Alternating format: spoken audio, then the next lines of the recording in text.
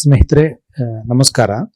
ಕಥೆಗಾರ ಮತ್ತು ನಾಟಕಕಾರ ಹನುಮಂತ್ ಹಾಲ್ಗೇರಿಯವರು ಬರೆದ ಅಲೈದೇವರು ಅನ್ನೋ ಒಂದು ನಾಟಕಕ್ಕೆ ಸಂಬಂಧಿಸಿದ ಮಾತುಕತೆಗಾಗಿ ನಾನು ನಾಟಕಕಾರ ಲೇಖಕ ಹನುಮಂತ್ ಹಾಲ್ಗೇರಿಯವರನ್ನು ಮತ್ತು ಈ ನಾಟಕವನ್ನು ರಂಗದ ಮೇಲೆ ತಂದ ಸಿದ್ದರಾಮ್ ಕೊಪ್ಪರ್ ಅವರನ್ನ ಮಾತುಕತೆಗೆ ಆಹ್ವಾನಿಸ್ತೇನೆ. ನಮಸ್ಕಾರ.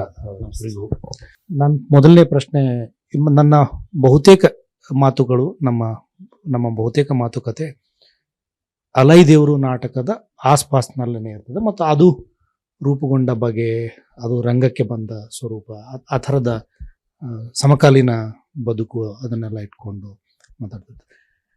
ಹನುಮಂತವ್ರು ಆ್ಯಕ್ಚುಲಿ ಕಥೆಗಾರರಾಗಿ ನೀವು ಭಾಳ ಜನಪ್ರಿಯರಾಗಿ ಇದ್ದವರು. ಮೊದಲು ಕಾದಂಬರಿ ಮತ್ತು ಕಥೆಗಳ ಮೂಲಕ ಒಂದೊಂದು ನರೇಟಿವ್ ಟೆಕ್ನಿಕನ್ನು ಇಟ್ಕೊಂಡು ಬರವಣಿಗೆಯನ್ನು ಆರಂಭಿಸಿದ ಪತ್ರಕರ್ತರಾಗಿದ್ದವರು. ವೃತ್ತಿಯಿಂದ ಪತ್ರಕರ್ತರಾಗಿ, ಪ್ರವೃತ್ತಿಯಿಂದ ಕಥೆಗಾರರಾಗಿ, ಲೇಖಕರಾಗಿದ್ದವರು. ರಂಗಭೂಮಿಯ ಜೊತೆಗೆ ನೀವು ತೆರ್ಕೊಂಡದ್ದು ಮೊದಲು ಊರು ಸುಟ್ರು ಹನುಮಪ್ಪ ಹೊರಗೆ ಅನ್ನೋ ನಾಟಕದ ಮೂಲಕ. ಸೊ ಈ ರಂಗಭೂಮಿಯ ಜೊತೆಗಿನ ಕಡೆಗಿನ ಒಲವು ತುಡಿತಾ ಇದೆಯಲ್ಲ, ಅದು ಹೇಗೆ ಆರಂಭವಾಯಿತು ಅಂತ ಒಂದಿಷ್ಟು ಮಾತಾಡಿದ್ರೆ ನಂತರ ಅಲೈದೇವ್ರಿಗೆ ಬರ್ಬೋದು ಅಂತ ಅನಿಸ್ತದೆ. ಖಂಡಿತ. 2005 ಮತ್ತು 2006 ವಾರ್ತಾಭಾರತಿ ಅನ್ನೋ ಪತ್ರಿಕೆಯಲ್ಲಿ ಕೆಲಸ ಮಾಡ್ತಿದ್ದೆ. ವಾರ್ತಾಭಾರತಿ ಪತ್ರಿಕೆ ಅದು ರವೀಂದ್ರ ಕಲಾಕ್ಷೇತ್ರ, ನಯನ ಸಭಾಂಗಣ, ಟೌನ್ ಹಾಲ್, ಈ ಥರದ ಒಂದು ಸಾಂಸ್ಕೃತಿಕ ವಲಯಕ್ಕೆ, ಸಾಂಸ್ಕೃತಿಕ ಒಂದು ಕೇಂದ್ರಕ್ಕೆ ಹತ್ತಿರ ಇರುವಂಥ ಅಲ್ಲೇ ಆಫೀಸ್ ಇರುವಂಥದ್ದು. ನಾನು ಹುಡುಕಿ ಆ ಟೈಮಲ್ಲಿ ಈ ಕಲ್ಚರಲ್ ಕಾರ್ಯಕ್ರಮಗಳಿಗೆ ಜಾಸ್ತಿ ಅಸೈನ್ಮೆಂಟನ್ನು ಹಾಕ್ಸ್ಕೊತಿದ್ದೆ. ಸಂಜೆ ಏನಾದರೂ ನಾಟಕಗಳಿದ್ದರೆ ನಾನು ಆ ಅಸೈನ್ಮೆಂಟ್ ಮುಗಿಸ್ಕೊಂಡು ಮತ್ತು ನಾಟಕ ನೋಡ್ಕೊಂಡೇ ಬರ್ತಿದ್ದೆ ಮತ್ತು ಅದು ಬಂದ ತಕ್ಷಣ ಅದರದ್ದೊಂದು ರಿವ್ಯೂ ಬರೀತಿದ್ದೆ. ಕನಿಷ್ಠ ಒಂದು 5-6 ವರ್ಷ ನಾಟಕಗಳ ಒಂದು ವಿಮರ್ಶೆನ ನಾನು ವಾರ್ತಾಭಾರತಿ ಪತ್ರಿಕೆಯಲ್ಲಿ ಬರಿತಾ ಇದ್ದೆ. ಹಾಗೆ ತುಂಬ ಹಲವಾರು ನಾಟಕಗಳನ್ನು ನಾನು ಗಿರೀಶ್ ಕಾರ್ನಾಡ್ ಅವ್ರ ನಾಟಕಗಳು, ಲಂಕೇಶ್ ಅವ್ರ ನಾಟಕಗಳು, ಈ ಥರದ ಹಲವಾರು ನಾಟಕಗಳನ್ನ ನೋಡ್ತಾ ಅವುಗಳ ಒಂದು ಫಾರ್ಮು ನನಗೆ ತುಂಬ ಆಪ್ತ ಅನ್ನಿಸ್ತಾ ಹೋಯಿತು. ಅದೇ ಟೈಮಲ್ಲಿ ಈ ಶಿಬಿರಗಳು, ನಾಟಕ ರಚನೆಗೆ ಸಂಬಂಧಪಟ್ಟ ಹಾಗೆ, ನಾಟಕ ನಟನೆಗೆ ಸಂಬಂಧಪಟ್ಟ ಹಾಗೆ ನಾನು ಮೂಲದಲ್ಲಿ ಮೊದಲಿಗೆ ರಂಗಭೂಮಿಯಲ್ಲಿ ನಟನಾಗಬೇಕು ಅಂತ ಒಂದು ಪ್ರಯತ್ನ ಮಾಡಿದೆ. ನಾಗರಾಜ್ ಮೂರ್ತಿ ಸರ್ ಅವ್ರದ್ದು, ಅಥವಾ ಮತ್ತು ಇದಕ್ಕೆ ನಂತರದಲ್ಲಿ ಇದ್ರೊಬ್ಬರು ನಾಗೇಶ್ ಸರ್ ಅವ್ರ ಹತ್ರ ಎಲ್ಲ ನಾಟಕಗಳನ್ನ ಸ್ವಲ್ಪ ಸಣ್ಣ ಪಾತ್ರಗಳನ್ನ ಮಾಡಿದೆ. ಅದು ಒಂದು ಸಣ್ಣ ಪಾತ್ರ ಮಾಡಬೇಕಾದ್ರೆ ತಿಂಗಳಾನ್ಗಟ್ಟಲೆ ಪ್ರಾಕ್ಟೀಸ್ ಮಾಡೋದು ತುಂಬ ಟೈಮ್ ಕಿಲ್ ಮಾಡ್ತದೆ ಅಂದ್ಕೊಂಡು ನನಗೆ ಅದು ಅಷ್ಟು ತಾಳ್ಮೆ ಸಹನೆ ಇಲ್ಲದಕ್ಕೋಸ್ಕರ ನಾನು ಅದನ್ನ ಬಿಟ್ಬಿಟ್ಟೆ. ನಟನೆ ಮಾಡೋದನ್ನು ಬಿಟ್ಟು ಬರವಣಿಗೆಯಲ್ಲಿ ತೊಡಗಿಸ್ಕೊಂಡೆ. ಅದೇ ಟೈಮಲ್ಲಿ ಡಾಕ್ಟರ್ ವಿಜಯ ಅವರು ಮತ್ತು ಚಿ ಶ್ರೀನಿವಾಸರಾಜು ಅವರು ಒಂದು ನಾಟಕ ರಚನಾ ಶಿಬಿರವನ್ನು ಮಾಡಿದರು. ಅದಕ್ಕೊಂದು 5 ದಿನದ ಶಿಬಿರ, ಅದಕ್ಕೆ ಅಟೆಂಡ್ ಮಾಡಿ, ಅದು ಮೊದಲು ನಾನು ಒಂದು ದೇವರ ಹೆಸರಲ್ಲಿ ಅನ್ನೋದು ಒಂದು ನಾಟಕವನ್ನು ಬರೆದೆ. ಅದನ್ನು ಈ ಡಾಕ್ಟರ್ ವಿಜಯಮ್ಮ ಮತ್ತು ಚಿ ಶ್ರೀನಿವಾಸರಾಜು ಅವರು ಕರೆಸಿ ಕುಂದಿರಿಸಿ ಎಡಿಟ್ ಮಾಡಿ ಅದನ್ನ ಓದಿ ಅದನ್ನ ಸೆಲೆಕ್ಟ್ ಮಾಡಿ ಅದು 2009 ಅನಿಸುತ್ತೆ ದ್ರಾಕ್ಷಾಯಣಿ ಭಟ್ ಅವರು ಅದನ್ನ ನಿರ್ದೇಶನ ಮಾಡಿದರು. ಸೊ ಹೀಗೆ ನನಗೆ ರಂಗಭೂಮಿ ಒಲವು ತೆರೆಕೊಳ್ತಾ ಹೋಯಿತು. ಅದಕ್ಕೂ ಮುಂಚೆ ಹೇಳಬೇಕಂದ್ರೆ ನಾನು ಮೂಲತಃ ಬಾಗಲಕೋಟೆ ಒಂದು ಹಳ್ಳಿಯಲ್ಲಿರುವಂಥದ್ದು. ಹಳ್ಳಿಯಲ್ಲಿ ಸಾಮಾಜಿಕ ನಾಟಕಗಳು, ಬಯಲಾಟಗಳು, ಶ್ರೀಕೃಷ್ಣ ಪಾರಿಜಾತ, ಈ ಮತ್ತು ಎಲ್ಲ ಜಾನಪದ ಕಲೆಗಳು, ಶೋಭಾನ ಪದ, ಭಜನಾ ಪದ, ಈ ಅಲೈ ಪದಗಳು, ರಿವಾಯತ್ ಪದಗಳು, ಹಂತಿ ಪದಗಳನ್ನೆಲ್ಲ ನಮ್ಮ ಆ ಶ್ರಮಿಕ ವರ್ಗದ ನಮ್ಮದು ಅಗ್ರಿಕಲ್ಚರ್ ಕುಟುಂಬ, ಆ ಶ್ರಮಿಕ ವರ್ಗದವ್ರ ಜೊತೆ ಅವನ್ನೆಲ್ಲ ನಾನು ಕೂಡ ಒಂದಷ್ಟು ಹಾಡಲು ಪ್ರಯತ್ನ ಮಾಡ್ತಿದ್ದೆ. ಆ ವಾತಾವರಣ ನನಗೆ ತುಂಬ ಇಷ್ಟ ಆಗ್ತಿತ್ತು. ಅಲ್ಲಿ ಹೋಗಿ ಕೂತ್ಕೊಂಡು ಅವ್ರನ್ನ ಅಬ್ಸರ್ವ್ ಮಾಡ್ತಾ ಇರ್ತಿದ್ದೆ. ಹೀಗಾಗಿ ಅಲ್ಲಿಂದನೇ ರಂಗಭೂಮಿ ಒಲವು ಇರ್ಬೋದು ಅಂತ ಅನಿಸುತ್ತೆ. ಸಿದ್ದರಾಮ್ ಕೊಪ್ಪರ್ ಅವರು ಕೂಡ ಉತ್ತರ ಕರ್ನಾಟಕದ ರಾಯಚೂರಿನಿಂದ ಬಂದವರು. ಜಂಬಣ್ಣ ಅಮರಚಿಂತರ 2 ಕಾದಂಬರಿಗಳನ್ನು ರಂಗಕ್ಕೆ ತಂದವರು. ನೀವು ಒಂದು ಸಾಹಿತ್ಯ ಕೃತಿಯನ್ನು ಆಧರಿಸಿ ನಾಟಕ ಮಾಡೋದು ಅಂದರೆ ಒಂದು ರಂಗಪಠ್ಯವಲ್ಲದ ಒಂದು ಪಠ್ಯವನ್ನು ತಗೊಂಡು ಅಡಾಪ್ಟ್ ಮಾಡ್ಕೊಂಡು ಥಿಯೇಟ್ರಿಗೆ ಬರೋದು, ಆ ಥರದ ಏನು ಹುಡುಕಾಟ ಅದು ಆ್ಯಕ್ಚುಲಿ? ಅದು ಯಾವ ಕಾರಣಕ್ಕಾಗಿ ಹಂಗೆ? ಅದು ಕಾದಂಬರಿಗಳು ಓದಿಗರು ಇರ್ತಾರೆ, ಬಟ್ ಕಾದಂಬರಿ ನಾಟಕ ರೂಪಕ್ಕೆ ಬಂದಾಗ ಅದು ಜೀವಂತಕ್ಕೆ ಪಡೀತಂತ ಒಂದು ಉತ್ಸಾಹ ಇತ್ತು. ಹಲವಾರು ನಾಟಕಗಳು, ರಂಗರೂಪಗಳು ಆಗಿವೆ. ಆ ಥರ ಬರೋಂಥದ್ದು ನಾವೇ ಮೊದಲಿಗಿರಲ್ಲ, ಸುಮಾರು ಬಂದಿದೆ. ಆದರೆ ಜಂಬಣ್ಣ ಅಮರಚಿಂತವರ ಒಂದು ಬಂಡಾಯದ ಹಿನ್ನೆಲೆ ಬಂದಂಥವ್ರು, ಅವರ ಕೃತಿಯಲ್ಲಿ ಶ್ರಮಿಕರ ನೋವುಗಳು, ತುಳಿತಕ್ಕೊಳಪಟ್ಟಂಥ ಜನಸಾಮಾನ್ಯರ ಬದುಕು, ಹೈದರಾಬಾದ್ ಕರ್ನಾಟಕದ ನಿಜಾಮರ ಕಾಲದ ಒಂದು ದೌರ್ಜನ್ಯದ ಕಾಲಘಟ್ಟದಲ್ಲಿ ಅಂದಿನ ಒಂದು ಭೂಮಾಲೀಕತ್ವ, ಅಲ್ಲಿನ ಜನಗಳನ್ನ ಕೆಳ ಸಮುದಾಯವ್ರನ್ನ ಯಾವ ರೀತಿ ತುಳಿತಕ್ಕೊಳಪಡಿಸಿ ಅವ್ರನ್ನ ವೃತ್ತಿಪರವಾಗಿರೋಂಥವ್ರ ವೃತ್ತಿಗಳನ್ನು ಹಾಳು ಮಾಡ್ತಾ ಹಂತ ಹಂತವಾಗಿ ಅಲ್ಲಿನ ಹಸಿಯಾಗಿರೋಂಥ ಘಟನೆಗಳನ್ನೇ ಕಾದಂಬರಿಯಲ್ಲಿರುವಾಗ ನಾಟಕಕ್ಕೆ ಬೇಕಾದ ಕಂಟೆಂಟ್ಸ್ ಜಾಸ್ತಿ ಇರೋದ್ರಿಂದ ಅದನ್ನು ನಾಟಕಕ್ಕೆ ತಂದ್ರೆ ತುಂಬ ಚೆನ್ನಾಗಿ ಆಡಿಯನ್ಸ್ಗಳ ಮುಂದೆ ಜೀವಂತವಾಗಿ ಇಡ್ಬೋದಲ್ಲ ನಾಟಕಗಳ ಮೂಲಕ ಅನ್ನೋ ಒಂದು ಕಾರಣಕ್ಕೋಸ್ಕರ ಈ ಕುರ್ಮಯ್ಯ ಅಂಕಸಿದೊಡ್ಡಿ ಅಂತ ಕಾದಂಬರಿನ ಓದುವಾಗ ಅಲ್ಲಿನ ಜನಸಾಮಾನ್ಯರ ಬದುಕು, ಅವ್ರು ನಂಬಿದ ಹಂದಿ ಸಾಕಾಣಿಕೆಗಳು, ಆಮೇಲೆ ಅವ್ರು ನಂಬಿದಂಥ ಈ ಈಚಲು ಪರಕೆಗಳು, ಪುಟ್ಟಿಗಳು ಎಣೆಯುವಂಥದ್ದು, ಆಮೇಲೆ ಯಾರೋ ಭೂಮಾಲೀಕರು ಬಂದು ಅದನ್ನು ಎಂಡ ಸರಾಯಿಗಳನ್ನು ಮಾಡೋದಕ್ಕೋಸ್ಕರ ಅದನ್ನ ಹಿಡ್ಕೊಂಡು ಹೋಗ್ತಾ ಹೋಗ್ತಾ ಅವ್ರ ವೃತ್ತಿಗಳನ್ನೇ ಹಾಳು ಮಾಡುವಂಥ ಪದ್ಧತಿಗಳು, ಇದು ಎಲ್ಲ ಕಡೆಗೆ ಅಂತ ಬಂದಾಗ ಕೊನೆಗೆ ಅವ್ರ ಬದುಕನ್ನೇ ತುತ್ತ ಅನ್ನಕ್ಕೆ ಬತ್ತಲಾಗುವಂಥ ಸ್ಥಿತಿ ಬರುತ್ತೆ. ಆ ನೋವನ್ನ ನನಗೆ ಹಾಸ್ಯಾಗಿ ರಂಗರೂಪ ಮಾಡಿದೆ. ಆಮೇಲೆ ಸೊ ಈ ಬೂಟುಗಾಲಿನ ಸದ್ದು ಮತ್ತು ಅಂಕುಶ ಅಯ್ಯ ಮತ್ತು ಕುರಿದೊಡ್ಡಿ ಮಧ್ಯೆ ಮೊದಲನೇದಾಗಿ ಮಾಡಿದ್ದು ಯಾವುದು ನೀವು? ಬೂಟುಗಾಲಿನ ಸದ್ದುನೇ? ಇಲ್ಲ ಅಂಕಸಿದೊಡ್ಡಿ. ಅಂಕುಶಯ್ಯನೇ. ಸೊ ಬೂಟುಗಾಲಿನ ಸದ್ದು ಆಕ್ಚುಲಿ ನಿಜಾಮರ ಕಾಲದ ರಜಾಕಾರರ ಚಳವಳಿಯ ಸಂದರ್ಭದಲ್ಲಿ ಕಥೆಯನ್ನ ಒಳಗೊಂಡಿರುವಂತದ್ದು ಅದು. ಸೊ ನೀವಿಬ್ಬರೂ ಉತ್ತರ ಕರ್ನಾಟಕದ ಕಡೆಯಿಂದ ಬಂದವರು. ಒಂದು ಈಶಾನ್ಯ ಕರ್ನಾಟಕ, ಹೈದರಾಬಾದ್ ಕರ್ನಾಟಕ, ಉತ್ತರ ಕರ್ನಾಟಕ ಅಂತ ಬೈಫರ್ಕೇಟ್ ಮಾಡೋದಾದ್ರೆ, ಮುಂಬೈ ಕರ್ನಾಟಕ ಮತ್ತು ಹೈದರಾಬಾದ್ ಕರ್ನಾಟಕ ಅಂತ ಬೈಫರ್ಕೇಟ್ ಮಾಡಿ ಹೇಳೋದಾದ್ರೆ, ನೀವು ಇಬ್ಬರು ಈ ನಾಟಕದ ಸಂದರ್ಭದಲ್ಲಿ ಹೇಗೆ ಕೂಡಿಸ್ಕೊಂಡ್ರಿ? ಅಲೈ ದೇವರು ನಾಟಕಕ್ಕಾಗಿ ಪರಸ್ಪರ ಹೇಗೆ ಮುಖಾಮುಖಿ ಆಯಿತು ನಿಮ್ಮದು ಅಂತ? ನನಗೆ ಇವರು ನಮ್ಮ ಸಿದ್ದರಾಮ್ ಕೊಪ್ಪರ್ ಒಂದು 3-4 ವರ್ಷದ ಗೆಳೆಯರು. ಅವರ ನಾಟಕಗಳನ್ನ ನಾನು ನೋಡಿ ತುಂಬ ಇಷ್ಟಪಟ್ಟು ಅವಾಗವಾಗ ಮಾತಾಡ್ತಾ ಇದ್ವಿ ಈ ಥರದ ಸಬ್ಜೆಕ್ಟ್ಗಳನ್ನ ಹೇಗೆ ಇದು ಮಾಡೋದು. ಅವರು ಮತ್ತು BMTC ಎಂಪ್ಲಾಯ್ ಇದ್ಕೊಂಡು ಅಷ್ಟು ಅವ್ರಿಗೆ ಎಷ್ಟು ರಂಗಭೂಮಿಯಲ್ಲಿ ತುಂಬ ತೊಡಗಿಸ್ಕೊಳ್ಳೋದ್ರ ಬಗ್ಗೆ ತುಂಬ ತುಡಿತಾ ಇದೆ. ಆದರೆ ಸಮಯದ ಅಭಾವ ಆದಾಗ್ಯೂ ಕೂಡ ಈ ನಾಟಕವನ್ನು ನಾನು ಬರೆದು ಒಂದು 3 ವರ್ಷ ಆಗಿತ್ತು. ಈ ನಾಟಕ ಬರೆದು, ಅಲೈ ದೇವರು ನಾಟಕ ಬರೆದು ಇದು ತುಂಬ ಬೇರೆ ಬೇರೆ ತಂಡಗಳಿಗೆ, ನಿರ್ದೇಶಕರುಗಳಿಗೆ ಕಳಿಸಿಕೊಡ್ತಿದ್ದೆ. ಇದು ಸ್ವಲ್ಪ ಇವತ್ತಿನ ಸಮಕಾಲೀನ ರಾಜಕಾರಣವನ್ನು ವಿಡಂಬನೆ ಮಾಡೋದ್ರಿಂದ, ಈ ರಾಜಕಾರಣದ ಎಡವಟ್ಟುಗಳನ್ನು, ಪ್ರಭುತ್ವದ ಎಡವಟ್ಟುಗಳನ್ನ ವಿಡಂಬನೆ ಮಾಡೋದ್ರಿಂದ ಬಹುತೇಕರು ಇದನ್ನ ನಾಟಕ ಓದಿ ಇಷ್ಟಪಟ್ಟರು ಕೂಡ ತಗೊಳ್ಳಿಕ್ಕೆ ಹಿಂದೇಟು ಹಾಕ್ತಾಯಿದ್ರು. ಆವಾಗ ನಾನು ಇವ್ರು ತಗೊಳ್ಳೋಕೆ ಆಸಕ್ತಿ ಇತ್ತು. ಆದರೆ ತಂಡದ ಕಲಾವಿದರು ಅದೆಲ್ಲ ಒಂಚೂರು ಆ ಟೈಮ್ಗೆ ಒದಗಿ ಬರ್ತಾ ಇರಲಿಲ್ಲ. ಕೊನೆಗೆ ಮತ್ತೆ ನಾವು ಇಲ್ಲ ತೊಗೊಂಡೇ ಬಿಡೋಣ. ಈಗ ನಂದೊಂದು 4-5 ನಾಟಕಗಳು ರೈಟಿಂಗಲ್ಲಿ ರೆಡಿ ಇದೆ, ಅದು ಪ್ರಿಂಟ್ ಆಗುತ್ತೆ. ಪ್ರಿಂಟ್ ಆಗೋಕ್ಕಿಂತ ಮುಂಚೆ ನಾವು ಸ್ಟೇಜ್ ಆದರೆ ನಾನು ಇನ್ನಷ್ಟು ಎಡಿಟ್ ಮಾಡ್ಕೊಳ್ಳೋಕೆ ಅನುಕೂಲ ಆಗುತ್ತೆ. ಅದಕ್ಕೆ ಮುಂಚೆ ಒಂದು ನಾಟಕ ತೊಗೊಳ್ಳೋಣ ಅಂತ ನಾನು ಮಾತಾಡ್ಕೊಂಡಾಗ, ಇಲ್ಲ ಈ ವರ್ಷ ತೊಗೊಂಡ್ಬಿಡೋಣ ಅಂತ ಇಬ್ಬರು ಗೆಳೆಯರು ಮಾತಾಡಿಕೊಂಡು ಮತ್ತೆ ನಾವೇ ಒಂದು ನಮ್ಮ ಇನ್ನೊಂದು ವಿಶ್ವಪಥ ತಂಡ ಅಂತ ಇದೆ, ವಿಕಾಸಮ್ ಅಂತ, ಅದರ ಆ ತಂಡದ ಸದಸ್ಯರು, ಬೇರೆ ಬೇರೆ ತಂಡದ ಸದಸ್ಯರನ್ನೆಲ್ಲ ಕರೆದುಕೊಂಡು ಒಂದು ವಿಶ್ವರಂಗ ಅಂತ ಒಂದು ತಂಡ ಮಾಡಿಕೊಂಡು, ಹೊಸದಾಗಿ ನಾಟಕಕ್ಕೋಸ್ಕರನೇ ಒಂದು ತಂಡ ಮಾಡಿಕೊಂಡು ಬೆಂಗಳೂರಿನ ಸುಮಾರು 40 ಯುವಜನರನ್ನ ಒಟ್ಟುಗೂಡಿಸಿ ಒಂದು ಪಾಪ ತುಂಬ ದೂರದಿಂದ ಒಂದೊಂದು ದಿನಕ್ಕೆ ಅವರು 2 ಗಂಟೆ 3 ಗಂಟೆ ಪ್ರಯಾಣ ಮಾಡ್ಕೊಂಡು, ಅದ್ರ ಹೋಗಿ ಬಂದು ಅಷ್ಟು ಪ್ರಯಾಣ ಮಾಡಿಕೊಂಡು ಕಷ್ಟಪಡ್ಕೊಂಡು ಬರ್ತಿದ್ರು. ಆ ಉತ್ಸಾಹ ನೋಡಿಕೊಂಡು ಇದು ಮಾಡಲೇಬೇಕು ಅಂದ್ಕೊಂಡು ನಾವು ಇದನ್ನ 3 ತಿಂಗಳು ಪ್ರಾಕ್ಟೀಸ್ ಮಾಡಿದ್ದೀವಿ.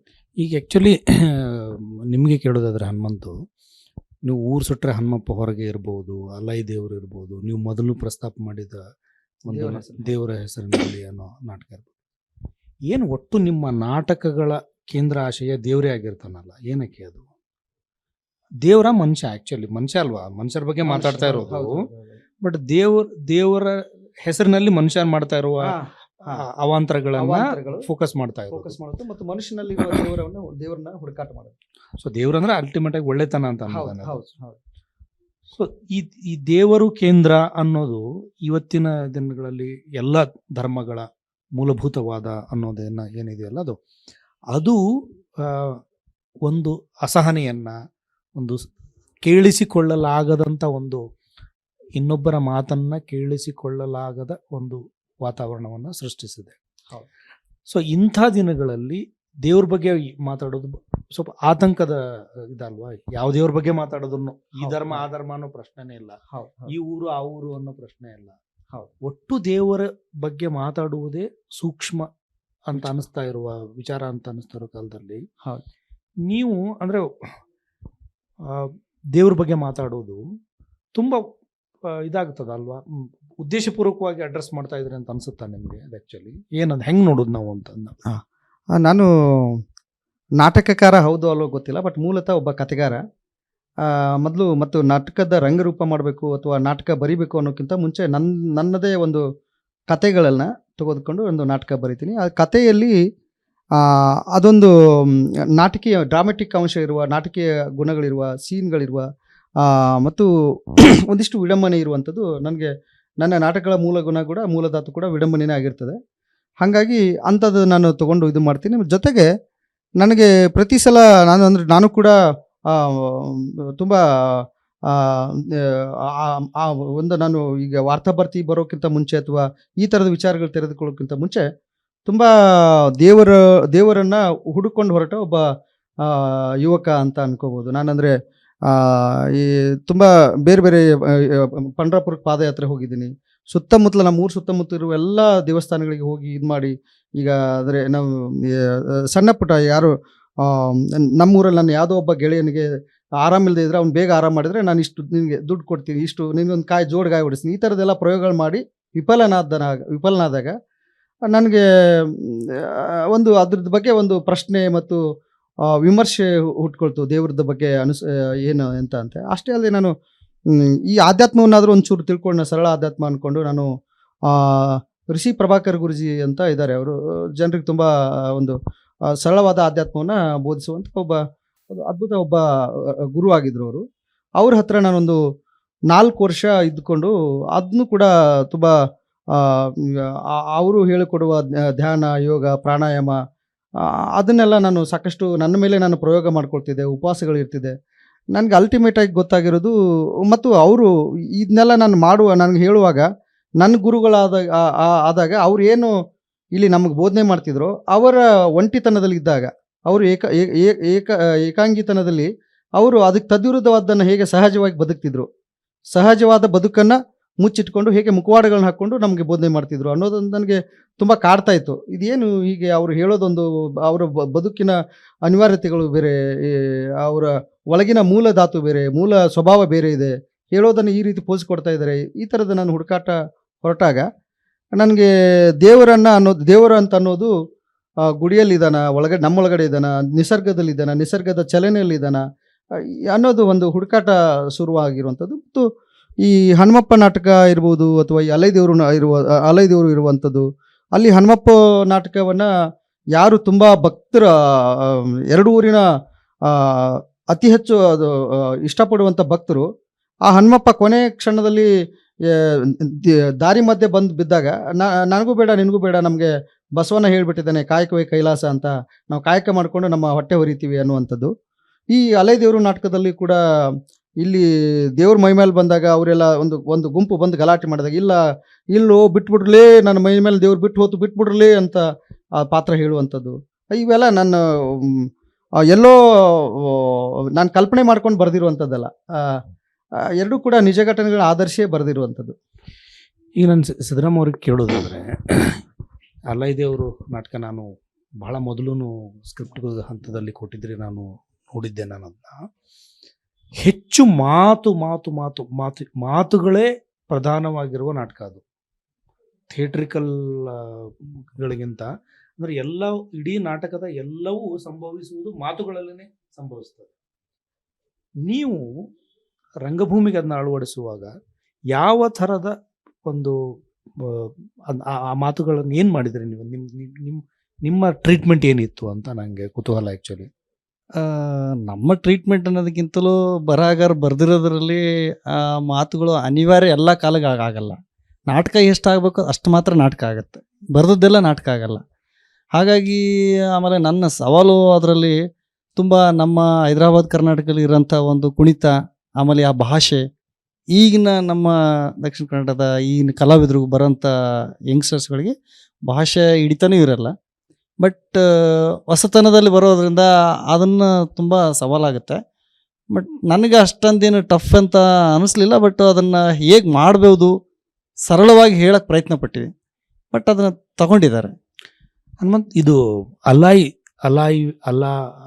ಮೊಹರಂ ಹಬ್ಬವನ್ನ ಮೊಹರಂ ಒಂದು ಹಬ್ಬವನ್ನ ಒಂದು ಆಚರಣೆ, ಅದು ಒಂದು ರಿಚುವಲ್. ಅದು ಆ ಮೊಹರಮ್ಮನ್ನ ಕೇಂದ್ರವಾಗಿಟ್ಟುಕೊಂಡ ಒಂದು ವಸ್ತು ಇದು. ಅಲ್ಲಿ ಕೂಡುತ್ತಿರುವ ಪಂಜ ಮತ್ತು ಮುಖ ಅವುಗಳನ್ನೇ ಇಟ್ಕೊಂಡು ಅವುಗಳನ್ನೇ ದೇವರು ಅಂತ ಪ್ರತಿಷ್ಠಾಪನೆ ಮಾಡ್ತಾರೆ. ಮೊಹರಂನ ಕೊನೆಯ ದಿನ ಅವುಗಳನ್ನ ವಿಸರ್ಜನೆ ಮಾಡ್ತಾರೆ, ಕತಲ್ ರಾತ್ರಿಯ ಮರುದಿನ. ಸೊ ಈ ಮೊಹರಂ ಅನ್ನ ಕಥೆಯಾಗಿ ಇಟ್ಟುಕೊಂಡ ಒಂದು ವಸ್ತು ಇರುವ ನಾಟಕ ಇದು. ಅಲಾಯಿ ಹಬ್ಬ, ಹಲಾಯಿ ಕುಣಿತ ಅಂತ ಎಲ್ಲ ಇರ್ತದೆ. ಶರೀಫರು ಕೂಡ ಹಲಾಯಿ ಹಾಡುಗಳನ್ನು ಬರೆದಿದ್ದಾರೆ. ಹೆಜ್ಜಿಮೇಳ ಅಂತ ಮಾಡ್ತಿದ್ರು, ಕುಣಿತ ಇರ್ತಿತ್ತು ಅಲ್ಲಿ.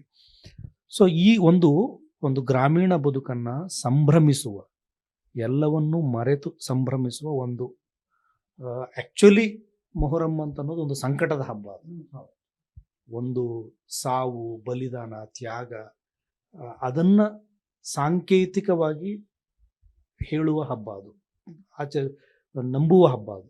ಆದರೆ ಕರ್ನಾಟಕದ ಕಾಂಟೆಕ್ಸ್ಟ್ಗೆ ಬಂದಾಗ ಅದೊಂದು ಸಂಭ್ರಮದ, ಒಂದು ಸಾವು ಸಂಭ್ರಮವಾಗಿ, ಅದು ಬರೀ ಸಾವು ಸಂಭ್ರಮ ಆಗುದಲ್ಲ, ಅದೊಂದು ತ್ಯಾಗ ಬಲಿದಾನ ಸಂಭ್ರಮವಾಗುವ, ಅದನ್ನೊಂದು ಆ ಥರದ ಸಂಭ್ರಮ, ಒಂದು ಅಂದ್ರೆ ಅದೊಂದು ವೀರ ಮತ್ತು ಸಂಭ್ರಮ ಎರಡುಗಳ ಮಿಕ್ಸ್ ಆಗಿರುವಂಥ ಒಂದು ಕಾಂಪ್ಲೆಕ್ಸ್ ಆದ ಆಚರಣೆ ಅದು. ಸೊ ಇದೇ ವಸ್ತು, ಇದನ್ನ ಇಟ್ಕೊಂಡು ಅಲಾಯಿ ದೇವರು ಅನ್ನೋ ಪರಿಕಲ್ಪನೆ ಒಳಗೆ ರೂಪುಗೊಂಡದ್ದು ಹೇಗೆ ಮತ್ತು ಅದನ್ನ ಹೆಂಗ್ ನೀವು ಅದನ್ನ ಟ್ರೀಟ್ಮೆಂಟ್ ಅನ್ನ ಮಾಡಿದ್ರಿ ಅಂತ ಎರಡು ಬಗ್ಗೆನೂ ನನಗೆ ಕುತೂಹಲ ಇದೆ. ಆಕ್ಚುಲಿ ನಾನು ಮೊದಲೇ ಹೇಳಿದಾಗೆ ಸಮಾಜದಲ್ಲಿ ಏನು ನಡೀತಿರುತ್ತೆ ಅಲ್ಲಿನ ಘಟನೆಗಳೇ ನನಗೆ ನನ್ನ ಕಥೆಗಳಿಗೆ, ನಾಟಕಗಳಿಗೆ ಪ್ರೇರಣೆ ಆಗ್ತದೆ. ಸೊ ಇದು ಕೂಡ ನಮ್ಮೂರಲ್ಲಿ ನಡೆದಿರುವಂಥದ್ದು. ನಾನೊಂದು 7th ಓದಬೇಕಾದ್ರೆ ಅವಾಗಷ್ಟೇ ಅದು ಈ ಬಾಬರಿ ಮಸೀದಿ ಗಲಾಟೆ ಕಾವಿತ್ತು ಎಲ್ಲ ಊರುಗಳಲ್ಲಿ. ಅವಾಗಷ್ಟೇ ಬೇರೆ ಬೇರೆ ಈ ಮೂಲಭೂತವಾದ ಸಂಘಟನೆಗಳು ತಮ್ಮ ಶಾಖೆಗಳನ್ನು ಹಳ್ಳಿಗಳಲ್ಲಿ ಶುರು ಮಾಡ್ತಾಯಿದ್ವು. ಆವಾಗ ನಡೆದಿರುವಂಥ ಒಂದು ಘಟನೆ ಅದು ಏನೋ ಒಂದು ಪ್ರೇಮ ಪ್ರಕರಣ ಹಿನ್ನೆಲೆಯಾಗಿಟ್ಕೊಂಡು ಶುರುವಾದ ಒಂದು ಗಲಾಟೆ.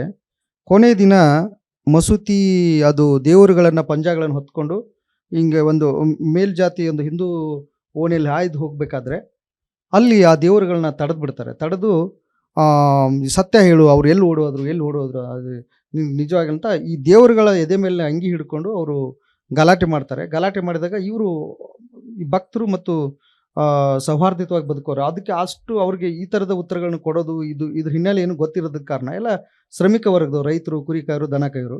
ಈ ಥರದ ಹಿನ್ನೆಲೆ ಇದೇನು ಗೊತ್ತಿರೋದ್ರಿಂದ ಅವ್ರು ಏನು ಮಾಡ್ತಾರೆ, ಆ ಕ್ಷಣದಲ್ಲಿ ಏನು ಗೊತ್ತಾಗ್ಲಾರ್ದಕ್ಕೆ, ಸ್ವಲ್ಪ ವಾದ ಮಾಡೋಕ್ಕಾಗ್ಲಾರ್ದೆ ಎಲ್ಲ ದೇವರುಗಳನ್ನು, ಡೋಲಿಯನ್ನು ಅಲ್ಲೇ ಬಿಟ್ಟು ಅವರು ಹೋಗ್ಬಿಡ್ತಾರೆ. ಅದನ್ನು ನಾನು 7ನೇ ಇರಬೇಕಾದ್ರೆ ಅದ್ರ ಸುತ್ತಮುತ್ತ ಹಾಯ್ದು ಹೋಗ್ಕೊಂಡು ದಿನಾಲು ಅಲ್ಲಿ ಬಿದ್ದಿರೋ ಉತ್ತತ್ತಿಗಳನ್ನು ತಿನ್ಕೊಂಡು ಆ ಲಾಡಿಗಳನ್ನ ಕಟ್ಕೊಂಡು ನಾವು ಈ ಸಕ್ರೆ ಓದಿಸೋದನ್ನ ಆ ದೇವ್ರನ್ನ, ಅಂದ್ರೆ ಆ ದೇವ್ರ ನಡು ರಸ್ತೆಯಲ್ಲಿ ಬಿದ್ದಿದ್ದ ದಾಟ್ಕೊಂಡು ಹೋಗ್ಬೇಕಾದ್ರೆ ನನಗೆ ಏನಿದು ದೇವ್ರು ಅಂತ ಇಷ್ಟೆಲ್ಲ ಪೂಜೆ ಮಾಡ್ತೀವಿ. ನಾನು ಅವಾಗಲೂ ಕೂಡ ಫಕೀರ ಆಗಿದೆ, ನಮ್ಮವ್ವ ಫಕೀರ ಮಾಡಿದ್ಲು. ಇಷ್ಟೆಲ್ಲ ಮಾಡ್ತೀವಿ, ನೋಡಿದ್ರೆ ದೇವರು ಲಾಡಿ ಹಾಕೊಂಡು ಸಕ್ರೆ ಓದಿಸಿ ನಾನೇ ಫಕೀರ ಆಗಿದೆ. ಇದೆಲ್ಲ ಇಷ್ಟೆಲ್ಲ ನಂಬಿ ಇದು ದೇವರು ತುಂಬಾ ಶಿಕ್ಷೆ ಕೊಡುತ್ತೆ ಹಾಗೆ ಹೀಗೆ ಅಂತೆಲ್ಲ ಹೇಳಿದ್ರೆ, ಇದು ನಮ್ಮ ಜನ ನೋಡಿದ್ರೆ, ನಮ್ಮ ಪೂರ್ವಿಕರು ನೋಡಿದ್ರೆ, ಈ ದೇವರನ್ನ ನಮ್ಮ ಜನ ನೋಡಿದ್ರೆ, ನಮ್ಮ ಊರಿನ ಜನ ಇದನ್ನ ನಡು ರಸ್ತೆಯಲ್ಲಿ ಬಿಟ್ಟು ಹೋಗ್ಬಿಟ್ಟಿದ್ದಾರೆ, ಏನಿದು ಅನ್ನುವಂಥ ಪ್ರಶ್ನೆ ನನಗೆ ಆವಾಗಲೇ ಕಾಡ್ತಾ ಇತ್ತು. ಅದನ್ನ ಈಗಿನ ಈ ಕಾಂಟೆಂಪ್ರರಿ ಈ ವರ್ತಮಾನದ ರಾಜಕಾರಣಕ್ಕೆ, ಸಮಕಾಲೀನಕ್ಕೆ ಬೇಕಾದ ಒಂದಿಷ್ಟು ವಿಡಂಬನೆಗಳು ಅಥವಾ ಬೇರೆ ಈ ಮೂಲಭೂತವಾದ ಸಂಘಟನೆಗಳನ್ನ ಅವರ ಒಂದು ಅಮಾಯಕತೆ ಅಥವಾ ಬೇಗ ಒಂದು ಅವ್ರ ಎಡವಟ್ಟುಗಳನ್ನೆಲ್ಲ ಇಟ್ಕೊಂಡು ಒಂದು ನಾಟಕ ಬರಿಬೇಕನ್ಸಿದ್ದರಿಂದ ಅದು ರೂಪುಗೊಂಡು. ಬಟ್ ಈಗ ಅದನ್ನ ಬರೆಯುವ ಅದರಲ್ಲಿ ಬಳಕೆ ಆಗಿರುವ ಭಾಷೆ, ನಾನಾಗಲೇ ಹೇಳ್ದಂಗೆ ತುಂಬ ಮಾತುಗಳು ಇರುವಂಥದ್ದು ಮತ್ತು ವ್ಯಂಗ್ಯ ವಿಡಂಬನೆ ಇರುವಂಥ ಪ್ರಧಾನವಾಗಿ ವ್ಯಂಗ್ಯವೇ ಢಾಳಾಗಿ ಎದ್ದು ಕಾಣಿಸ್ತದೆ ಮತ್ತು ಅದು ವಿಡಂಬನೆಯಿಂದನೇ ಸೊಸೈಟಿಯನ್ನು ನೋಡ್ತದೆ, ವಿಡಂಬಿಸ್ತದೆ ಅದು ಸೊಸೈಟಿಯನ್ನು. ಅಲ್ಲಿರುವ ಹುಸಿ ಮತ್ತು ಸತ್ಯದ ನಡುವಿನ ಇದನ್ನು ತೋರಿಕೆ ಮತ್ತು ಇರುವಿಕೆ ಅವೆರಡರ ನಡುವಿನ ಮುಖಾಮುಖಿಯನ್ನು ದಾಖಲಿಸ್ತದೆ.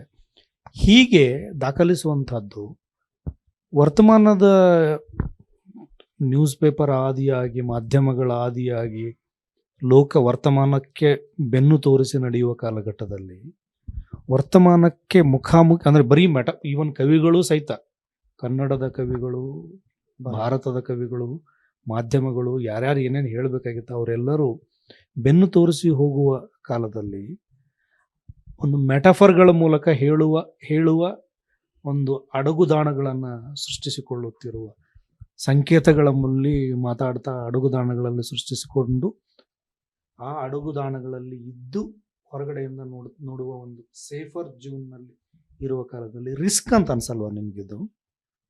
ನಿಮ್ಮಿಬ್ರಿಗೂ ರಿಸ್ಕ್ ತಗೊಂಡಿದೆ ಅಂತ ಅನ್ಸಲ್ವಾ ನಿಮ್ಗೆ? ನಂಗಂತೂ ಅನಿಸ್ತದೆ. ಆಕ್ಚುಲಿ ನನ್ಗೆ ಓದುವಾಗ ಅಂತೂ ಅನಿಸ್ತದೆ. ಓದುವಾಗನೇ ಅನಿಸಿದ್ದು ಥಿಯೇಟರ್ ಮೇಲೆ, ಸ್ಟೇಜ್ ಮೇಲೆ ಬರುವಾಗ ಹೆಚ್ಚು ರಿಸ್ಕ್ ಆಗಿರ್ತದಲ್ವ. ಯಾಕಂದ್ರೆ ನೀವು ಅದನ್ನ ನೋಡ್ತಾ ಇರ್ತೀವಿ ನಾವು, ಬರೀ ಕೇಳಿಸ್ಕೊಳ್ಳೋದು ಮಾತ್ರ ಅಲ್ಲ, ಓದುವಾಗ ನನ್ಗೊಂದು ಎಕ್ಸ್ಪೀರಿಯನ್ಸ್ ಆಗ್ತಿರ್ತದೆ. ಕಥೆ ಓದು, ನಾಟಕದ ಓದು ಎರಡು ಬೇರೆ ಬೇರೆನೆ ಅಂತ ನನಗೂ ಅಂದಾಜಿದೆ. ಅದ್ರ ಬಿಟ್ಟು ಅದು ಸ್ಟೇಜ್ ಮೇಲೆ ತರುವಾಗ ಕಾಮನ್ ಆಡಿಯನ್ಸ್ ಇರ್ತಾನೆ. ಆ ಕಾಮನ್ ಆಡಿಯನ್ಸು ಈ ಎಲ್ಲರೂ ತಪ್ಪಿಸಿಕೊಂಡು ಹೋಗೋದರ ಮಧ್ಯೆ ಬಂದು ಕುಂತವಿರ್ತಾನೆ. ಅವನನ್ನ ಇಟ್ಕೊಂಡು ಇದು ಮಾಡುವಾಗ ಏನದು ರಿಸ್ಕ್ ಅಂತ ಅನಿಸ್ಲಿಲ್ವಾ ಅಂತ ನನ್ನ ಪ್ರಶ್ನೆ ಇರೋದು.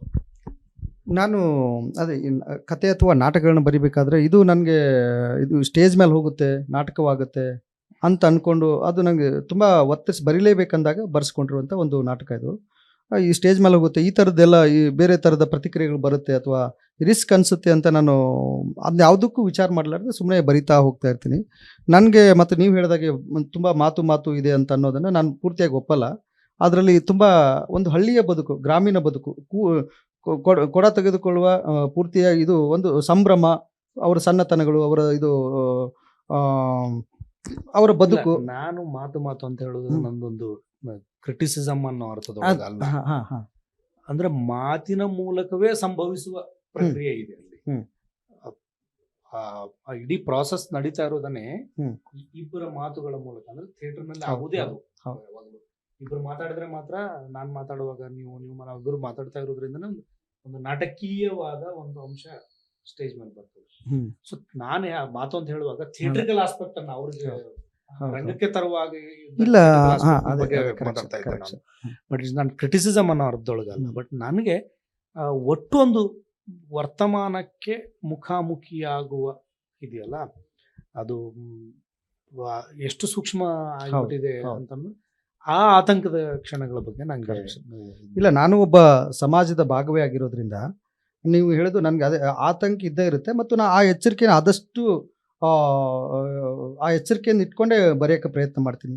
ಇದರಲ್ಲಿ ಅಂದರೆ ಈಗ ಕೊನೆ ಸೀನು ಕೊನೆ ದೃಶ್ಯ ಇದೆಯಲ್ಲ ಸರ್, ಅದನ್ನ ಇನ್ ಕೇಸ್ ಯಾರಾದರೂ ವಿರೋಧ ಮಾಡೋರು ಏನಾದರೂ ಕೊನೆವರೆಗೆ ನಾಟಕ ನೋಡಿದರೆ ವಿರೋಧ ಮಾಡೋರು ಕೂಡ ಒಪ್ಕೊಂಡು ಅವರು ಒಂದು ಈ ಥರದ ಬದುಕು ಬೇಕು ನಮಗೆ ಅನ್ನುವಂಥದ್ದನ್ನು ಹಾರೈಸಿ ಹೋಗ್ತಾರೆ. ಯಾಕಂದರೆ ಆ ಥರದ್ದು ನಮಗೆ ಮೊನ್ನೆ ನಾಟಕ ಶೋ ಆಗಬೇಕಾದ್ರೂ ಕೂಡ ನಮ್ಮ ಫ್ರೆಂಡ್ಸೇ ತುಂಬ ಆ ಥರ ಒಂದು ಇದನ್ನಿದ್ದವ್ರು ಬಂದು ಇದರಲ್ಲಿ ಯಾವುದು ಗಲಾಟೆ ಆಗುವಂಥದ್ದು ಅಥವಾ ಪ್ರಶ್ನೆ ಮಾಡುವಂಥದ್ದು ಆ ಥರದ್ದು ಯಾವುದೂ ಇಲ್ಲ. ಕೊನೆವರೆಗೆ ನೋಡಿದರೆ ಮೊದಲಿನ ಒಂದು 2-3 ಸೀನ್ಗಳು ಆ ಥರದ್ದು ಒಂದು ವಿಡಂಬನೆ ಬರುತ್ತೆ ಅಂತ.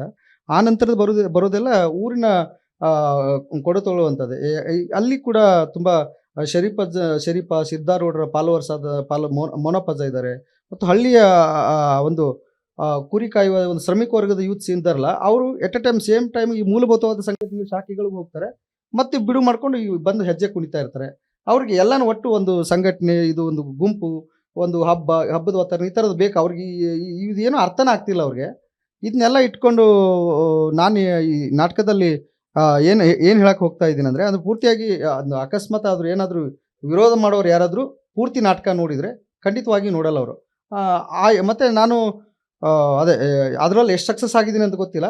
ಆ ಎಚ್ಚರಿಕೆಯಿಂದ ಇಟ್ಕೊಂಡು ಒಂದು ಸಂವಾದ ಮಾಡುವ ನಾಟಕವಾಗಿ ಅದನ್ನ ನಾನು ಯಾವುದೇ ಪ್ರತಿರೋಧದ ಹಿನ್ನೆಲೆ ಅಥವಾ ಬಂಡಾಯದ ಹಿನ್ನೆಲೆಯಲ್ಲಿ ಹೇಳಕ್ಕೆ ಪ್ರಯತ್ನ ಮಾಡದೆ ಸಂವಾದದ ಮಾಡುವ ದಾಟಿಯಲ್ಲೇ ನಾನು ಬರೆಯೋಕ್ಕೆ ಪ್ರಯತ್ನ ಮಾಡ್ತೀನಿ. ಅದರಲ್ಲಿ ಎಷ್ಟು ಸಕ್ಸಸ್ ಆಗ್ತೀನಿ ಅಥವಾ ಆ ಹಾದಿಯಲ್ಲಿ ಇದ್ದೀನಿ ಅಂತ ನಾನಿನ್ನೂ ನೋಡ್ಕೊಳ್ಬೇಕು. ಅಥವಾ ನೀವೆಲ್ಲ ಒಂದಿಷ್ಟು ಮಾರ್ಗದರ್ಶನ ಮಾಡಬೇಕು. ಸ್ಟೇಜ್ ಮೇಲೆ ಏನೇನು ವ್ಯತ್ಯಾಸ ಆಗ್ತದೆ, ಏನೇನಾಯ್ತು ಅಂತ 2 ಶೋ ಆಯ್ತಲ್ಲ ಈಗ ಅಲ್ಲೂ ರಂಗ ಕಲಾವಿದರು ಅದು ಬದಲಾವಣೆಗಳು ಸ್ಥಳದಿಂದ ಸ್ಥಳಕ್ಕೆ, ವೇದಿಕೆಯಿಂದ ವೇದಿಕೆ ಬದಲಾವಣೆ ಆಗುತ್ತೆ. ಬಟ್ ನಾಟಕ ಈ ಅಡಗುದಾಣಗಳು ಅಂದಾಗ ನಾಟಕ ಅಡಗುದಾಣದಲ್ಲಿ ಯೋಚಿಸೋಕೆ ಸಾಧ್ಯ ಇಲ್ಲ.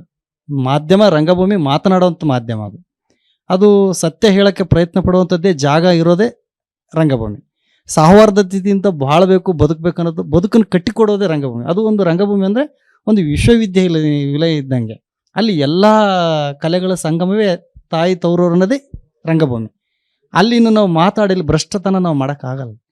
ಅಲ್ಲಿ ನಾವು ಕೂಡಿ ಉಣ್ಣುವ ಒಂದು ಕಲೆನ, ಒಂದು ಹಲಾಯಿ ದೇವರನ್ನೋ ನಾಟಕ, ಅದು ಒಂದು ಕಲರ್ಫುಲ್ಲ ಸಂಪ್ರದಾಯ. ಅದರಲ್ಲಿ ಭೇದ ಭಾವಗಳು ಇರಲ್ಲ. ಅಲ್ಲಿ ಗಡಿ ಮೀರಿದ ಸಂಪ್ರದಾಯಗಳನ್ನ ಇಟ್ಕೊಂಡು ನಾವು ನಮ್ಮ ಮನೆಗೆ ಯಾವ ದೇವರಿದ್ರೆ ಏನಂತೆ, ಹೊರಗಡೆ ಒಂದು ಊರಾಗ ಒಂದು ದೇವ್ರು ಅಂದ್ರೆ ಎಲ್ಲರೂ ದೇವ್ರ ಪಾಲು ಅದು.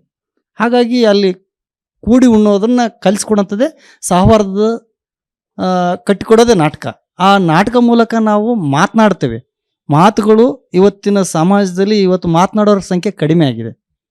ನಾವು ನಾಟಕಗಳ ಮೂಲಕ ಮಾತಾಡ್ತಾ ಇದ್ವಿ. ಮಾತುಗಳಾದರೆ ಬರೀ ಮಾತುಗಳಾಗಬಾರ್ದು, ಅದು ಬದುಕಿನ ಭಾಗವಾಗಬೇಕಾಗಿದೆ.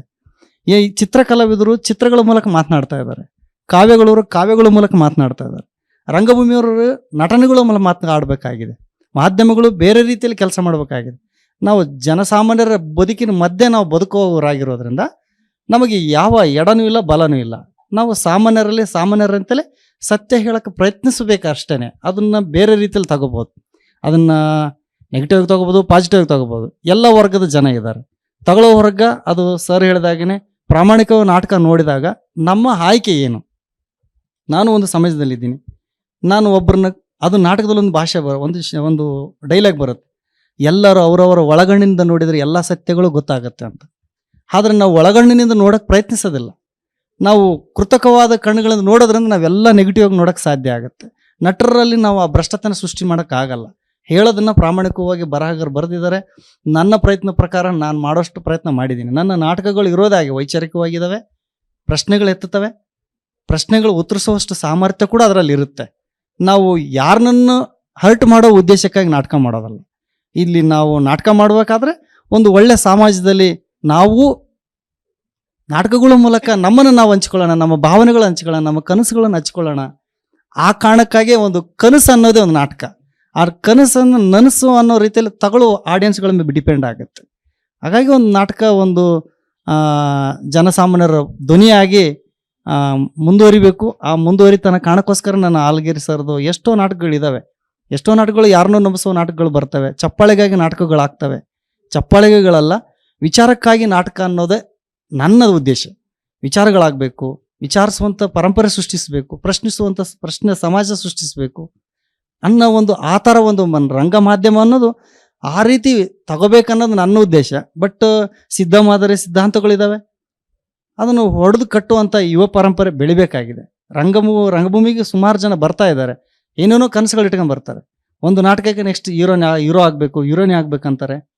ಬಟ್ ಅದು ತಪ್ಪಲ್ಲ. ಬಟ್ ರಂಗಭೂಮಿಯಲ್ಲಿ ಅದರದೇ ಆದ ಕ್ವಾಲಿಟಿ ಕ್ವಾಂಟಿಟಿ ಇದೆ. ಹೀಗಾಗಿ ಇಂಥ ಆಲಗೇರಿ ಅಂತ ಸಾಹೇಬರು ಬರೆದಿರೋಂಥ ನಾಟಕಗಳು ತುಂಬ ಒಳ್ಳೆ ಸಮಾಜದಲ್ಲಿ ಆದರ್ಶ ಒಳಗೊಂಡ ನಾಟಕಗಳಂತ ನನಗನ್ಸುತ್ತೆ. ಇನ್ನೂ ಒಳ್ಳೊಳ್ಳೆ ನಾಟಕಗಳು ಬರಿಬೇಕು ಅವರು. ಹಾಗಾಗಿ ನಾನು ನಾಟಕದ ಬಗ್ಗೆ ಇಷ್ಟು ಮಾತ್ರ ಮಾತಾಡಬಲ್ಲೆ. ಬಟ್ ಇನ್ನು ಹನುಮಂತ್, ಈ ನಾಟಕ ಬರೆಯುವಾಗ ಒಂದು ಮೆಸೇಜ್ ಕೊಡ್ಬೇಕನ್ನೋ ಒಂದು ಉದ್ದೇಶ ಇತ್ತಾ? ಅದನ್ನೇ ಹೇಳೋಕ್ಕಂತ ಹೊರಟೆ ಸರ್. ಆ್ಯಕ್ಚುಲಿ ನನಗೂ ಅದೇ ವರ್ತಮಾನದ ಈ ಬಿಸಿ ಬಿಸಿ ವಾತಾವರಣ ಅಥವಾ ಒಂದು ಸುಡುವ ನೆಲದ ವಾತಾವರಣ ನನಗೂ ಅದು ಅರ್ಥ ಆಗುತ್ತೆ.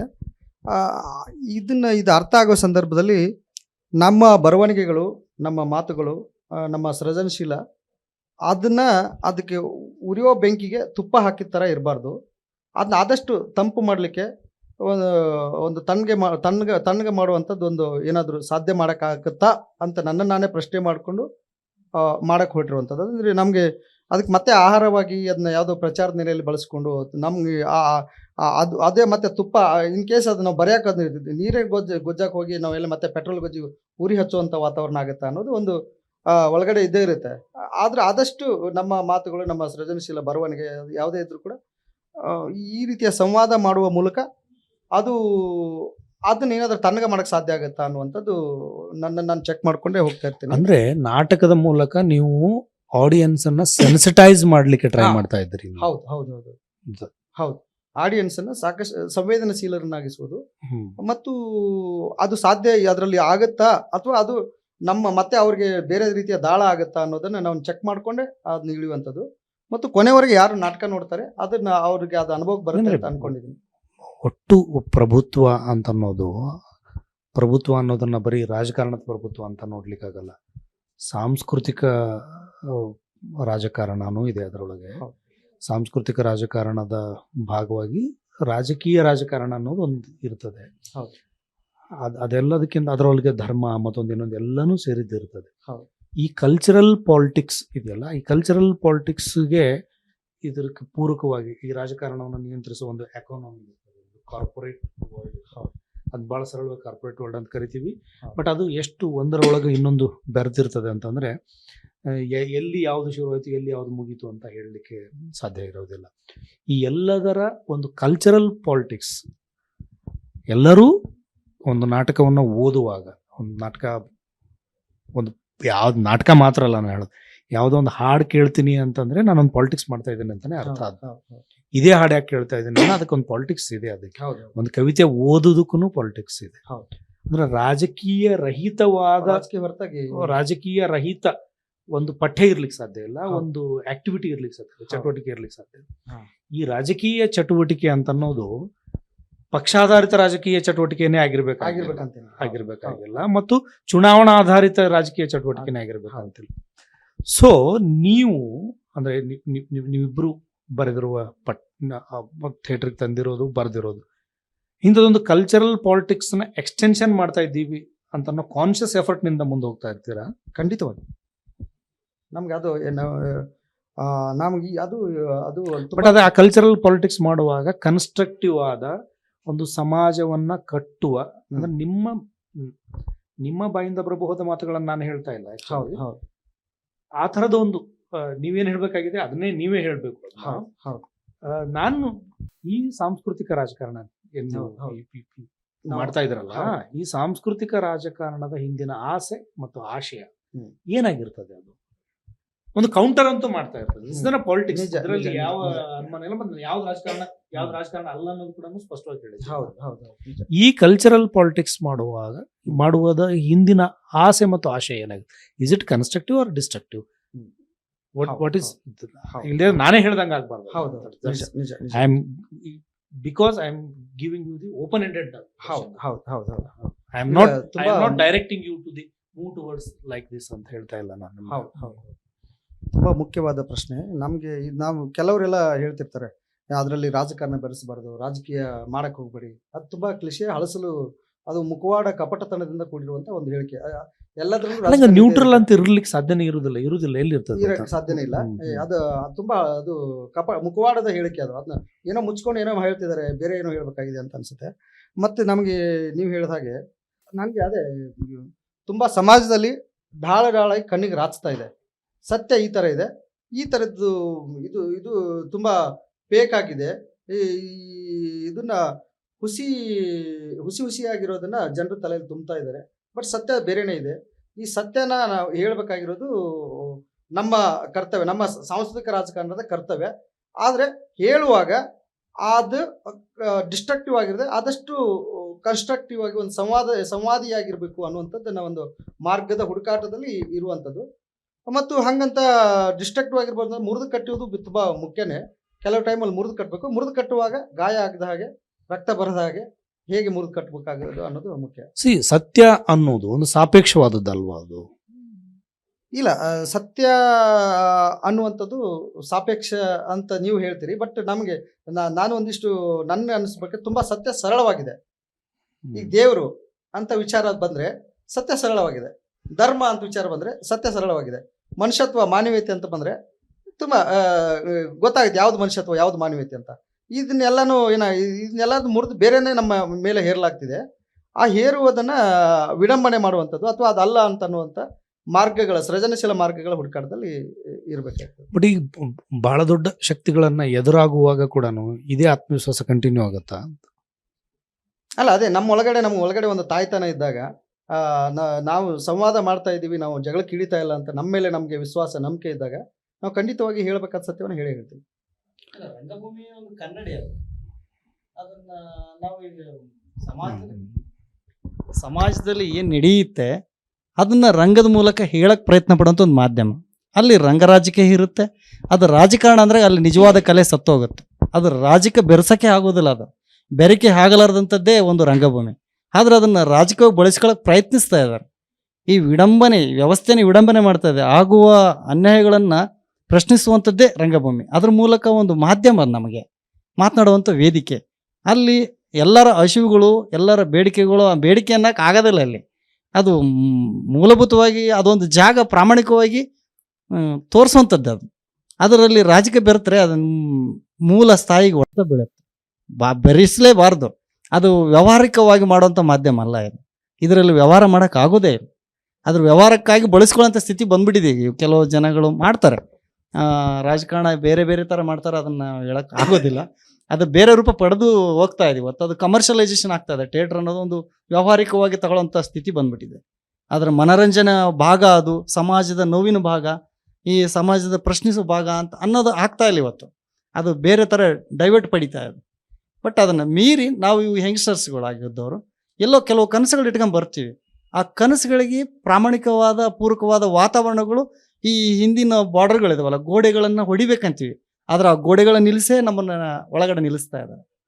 ಅದನ್ನು ಹೊಡೆದು ಕಟ್ಟುವಂಥದ್ದನ್ನ ಇವತ್ತು ನಿರ್ದೇಶಕರುಗಳಿಗೆ, ಯಂಗ್ಸ್ಟರ್ಸ್ ಕಲಾವಿದರಿಗೆ, ಯುವ ಕಲಾವಿದರುಗಳಿಗೆ, ಈಗಿನ ಹೆಸರು ಮಾಡಿದಂಥ ನಿರ್ದೇಶಕರುಗಳಾಗಲಿ, ಬರಹಗಾರರಾಗಲಿ ಉತ್ಸಾಹಿಸಬೇಕು, ಅವ್ರನ್ನ ಪ್ರೋತ್ಸಾಹಿಸಬೇಕು, ಚರ್ಚಿಸಬೇಕು, ವಿಮರ್ಶಿಸಬೇಕು ಅನ್ನೋ ಒಂದು ಮನಸ್ಥಿತಿಯಲ್ಲಿ ಇಲ್ಲ. ಬೆಳೆದವ್ರನ್ನೇ ಬೆಳೆಸುವಂಥ ಸ್ಥಿತಿ ಬರ್ತಾ ಇದೆ. ಅದು ರಂಗ ರಾಜಕಾರಣ ಅನ್ಬೋದು. ಹೌದು, ಏನೋ ಇಟ್ಕೊಂಡ್ ಬಂದಿದ್ದಾರೆ, ಒಂದು ನಾಟಕ ಆಗ್ತಾ ಇದೆ, ಆ ನಾಟಕದಲ್ಲಿ ಏನು ಹೇಳೋಕೆ ಹೋಗ್ತಾ ಇದ್ದಾರೆ ಅದನ್ನು ಬೆಳೆಸಬೇಕು. ಅದು ಕೆಟ್ಟದಾಗಿರಲಿ, ನಾಟಕ ಒಳ್ಳೇದಾಗಿರಲಿ, ಅದರಲ್ಲೊಂದು ಅಳಿಸಿ ಹೋಗುವಂಥ ಕಲೆಯನ್ನು ಉಳಿಸುವಂಥ ಪ್ರಯತ್ನ ಮಾಡ್ತಾ ಇದ್ದಾರಲ್ಲ ರಂಗಭೂಮಿಯಲ್ಲಿ. ಇವತ್ತು ಹಲಾಯ ದೇವರನ್ನು ಅಲ್ಲಿ ಕೆಲವು ಊರುಗಳಿಗೆ, ಕೆಲವು ಜಿಲ್ಲೆಗಳಿಗೆ ಸೀಮಿತ ಆಗ್ಬಿಟ್ಟಿದೆ. ಕೆಲವುಗಳ ಬಂದೇ ಆಗ್ಬಿಟ್ಟಿದೆ ನಾಟಕ. ಎಷ್ಟೋ ಜನಗಳು ಹಲಾಯ ಆಚರಣೆ ಮಾಡೋದೇ ಇಲ್ಲ. ಯಾಕೆಂದ್ರೆ ಅಲ್ಲಿ ಸಾಬ್ರುಗಳು ಇರಲ್ಲ ಅಂತಾರೆ, ಅಲ್ಲಿ ಹಿಂದೂಗಳು ನಾವ್ಯಾಕೆ ಮಾಡ್ಬೇಕಂತಾರೆ. ಅದನ್ನೆಲ್ಲನೂ ಮೀರಿ ಇವತ್ತು ರಂಗಭೂಮಿಯಲ್ಲಿ ಅದು ಒಂದು ಕಲೆ ಪ್ರಪ್ರಥಮ ಬಾರಿ ಮೊಹರಂ ಹಾಡುಗಳು, ಮೊಹರಮ್ಮನ ಕುಣಿತಗಳು, ಅಲ್ಲಿನ ಜನಪದಗಳು ಜೀವಂತವಾಗಿ ಇಡಕ್ಕೆ ಪ್ರಯತ್ನಿಸಿದಂಥದ್ದು ಈ ಹಲಾಯ ದೇವರನ್ನ ನಾಟಕದಲ್ಲಿ. ಅದರ ಜೊತೆಯಲ್ಲಿ ಸಾಮಾಜಿಕ ಸಮಸ್ಯೆಗಳನ್ನೇ ಸಣ್ಣ ಪುಟ್ಟ ಇಟ್ಕೊಂಡು ಇವತ್ತಿನ ವಿಡಂಬನೆಗಳನ್ನು ಮಾತಾಡಿದ್ವಿ. ಅದು ಕನಸಷ್ಟೇ. ಅದು ಒಂದು ಒಬ್ಬರನ್ನ ಟಾರ್ಗೆಟ್ ಮಾಡಿ ಹೇಳುವಂಥದ್ದಲ್ಲ. ಅದನ್ನ ಟಾರ್ಗೆಟ್ ಅಂದ್ರೆ ಅದು ಅವ್ರ ತಪ್ಪಾಗತ್ತೆ. ನಾವು ಇಲ್ಲಿ ಸಾವಿರದಿಂದ ಬಾಳ್ತಾ ಇದ್ದೀವಿ. ನಮಗೆ ಯಾವ ಧರ್ಮನೂ ಇಲ್ಲ, ಯಾವ ಜಾತಿನೂ ಇಲ್ಲ. ನಾವು ರಂಗಭೂಮಿಯವರು, ನಮಗೆ ಕಲಾವಿದರ ಜಾತಿಯವರು, ನಮಗೆ ಧರ್ಮ ಅನ್ನೋದು ರಂಗಧರ್ಮ ಅಷ್ಟೇ ನಮಗಿರೋದು. ಅದರ ಆಚೆನೆ ಯೋಚನೆ ಮಾಡಲ್ಲ ನಾವು. ಅಂದಾಗ ನಾವು ಎಲ್ಲನೂ ಸರಳವಾಗಿ ತಗೊಂಡು ಏನು ಹೇಳ್ಬೇಕಂದ್ರೆ ಹೇಳಕ್ಕೆ ಹೋಗ್ಬಿಡ್ತೀವಿ. ಆವಾಗ ಕೆಲವು ಮೂಲಭೂತ ಮನಸ್ಥಿತಿ ಇದ್ದಾಗ ಇದು ಹಿಂಗೆ ಯಾಕೆ ಹೇಳಿದೆವನು, ಅದರ ಅವಶ್ಯಕತೆ ಇತ್ತ ಅನ್ನೋ ಒಂದು ಪ್ರಶ್ನೆ ಬರುತ್ತೆ. ಆ ಪ್ರಶ್ನೆಗೆ ನಾವು ಉತ್ತರ ಕೊಡಬೇಕಾಗಿದ್ದು ಸಹಜವಾಗಿ ಕೂತ್ಕೊಳ್ಳಿ, ಸರಳವಾಗಿ ನೋಡಿ, ಸರಳ ಸತ್ಯ ಅರ್ಥ ಆಗುತ್ತೆ ಅನ್ನೋದೇ ನನ್ನ ಅನಿಸಿಕೆ. ಯಾಕಂದ್ರೆ ನಾನು ಒಬ್ಬ ಥಿಯೇಟರ್ ಪರ್ಸನ್ ಆಗಿ ನಾವು ದೊಡ್ಡ ದೊಡ್ಡ ರಂಗ ನಿರ್ದೇಶಕರ ಜೊತೆ ಕೆಲಸ ಮಾಡಿದ್ವಿ. ಬಟ್ ನನ್ನ ಇವತ್ತಿಗೂ ನಮ್ಮ ಮನಸ್ಸಿಗೆ ಕರಪ್ಟ್ ಆಗಬಾರ್ದು ಅನ್ನೋದೇ, ರಂಗಭೂಮಿ ಕರಪ್ಟ್ ಆಗಬಾರ್ದು. ಅದು ಕರಪ್ಟ್ ಆದರೆ ಮುಂದಿನ ಸಾಂಸ್ಕೃತಿಕ ಲೋಕಕ್ಕೆ ಹೊಡೆತ ಬೀಳುತ್ತೆ. ಅದು ಯಾವತ್ತೂ ಮಾರಾಟ ಆಗಬಾರ್ದು. ಅದು ಮಾರಾಟವಾಗಿ ವಸ್ತುನೂ ಆಗಬಾರ್ದು. ಅದು ಜೀವಂತವಾಗಿರಬೇಕು. ಮುಂದಿನ ಪರಂಪರೆಗೆ ತಗೊಂಡು ಹೋಗುವಂಥ ಕೆಲಸ ತಮ್ಮೆಲ್ಲರ ಜವಾಬ್ದಾರಿನೂ ಅಂತೀನಿ ನಾನು. ಯಾಕಂದ್ರೆ ಪ್ರತಿಯೊಬ್ಬರ ಜವಾಬ್ದಾರಿ ಅದು. ಕಲೆ ಅನ್ನೋದು ಎಲ್ಲರೂ ಉಸಿರದು. ಅದು ನಿಂತರೆ ಜನಜೀವನದ ನಾಡಿ ನಿಂತಂಗೆ ಅನಿಸುತ್ತೆ. ಯಾಕಂದ್ರೆ ಅದು ಉಸಿರಾಟ ಇಲ್ಲದ ದೇಹ ಆದಂಗೆ ಆಗುತ್ತೆ ಮನಸ್ಥಿತಿ. ಇವತ್ತು ಕಲೆ ಇಂಪಾರ್ಟೆಂಟ್.